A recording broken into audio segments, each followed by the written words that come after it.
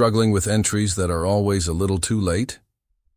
The Notarius Trend Strategy is built to stop that, giving you simple, color-based signals that tell you exactly when momentum flips.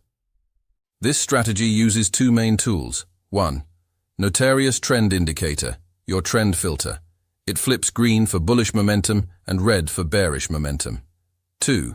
EMA 50, your dynamic support resistance line to confirm direction. Here's how it works. Buy setup.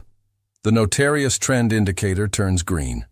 Price is above the 50 EMA. Wait for a bullish candle to close in the direction of the trend, then enter buy. Place your stop loss below the most recent swing low. Sell. Setup. The Notarius Trend Indicator turns red. Price is below the 50 EMA. Wait for a bearish candle to close with momentum, then enter sell. Stop loss goes above the recent swing high. Use a 1 to 1.5 or 1 to 2 risk-to-reward ratio, and never enter on the exact candle where the color changes. Wait for confirmation. One extra candle can save your account.